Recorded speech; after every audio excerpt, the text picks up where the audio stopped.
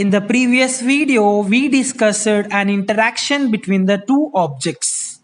Whenever two bodies interact, each one of them apply forces onto the other. But how do the bodies interact? Interaction between the bodies can be basically of two types.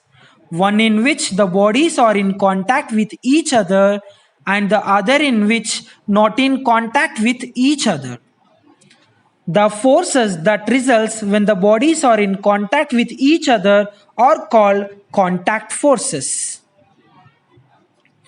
And the forces that result between the bodies when the bodies are not within contact are called as non-contact forces.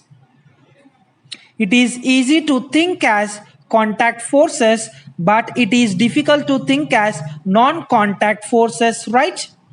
Yes. There are some forces which operate between objects even though the objects are not in contact. We will study more about non-contact forces in the future videos. First, we will discuss contact forces. Suppose that you are thirsty and there is glass full of water lying on the table.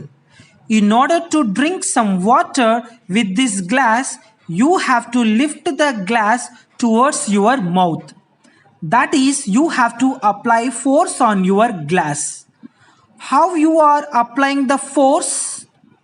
You are touching the glass with your hands and lifting it. Here your hands is in contact with the glass, so the force you are applying on the glass is a contact force. Here is an example with the previous video. This player wants to pass this football towards his teammates who standing other side of the pitch. The player will apply the force on the ball by kicking it. When the player applies his force, his foot is in contact with the ball, so this force is the contact force. Other example of contact force can be pushing or pulling the desk from one point to another point. Here our hands are in contact with the desk. Similarly, pressing the keys on the keyboard, moving the pieces on chessboard. Some of the other examples in which parts of our body in contact with the objects and applies force on them. In all the examples that we see now, it's just part of human body that are in contact with the objects. The forces generated due to our body being in contact with object are called muscular forces. The muscles in our body expand and contract when we apply force on an object. Animals can also use muscular force to carry on their physical activities.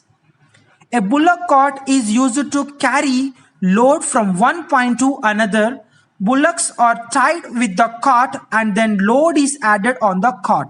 And the bullock then applies muscular force on the cart and moves it forward. Then the muscular force is contact force.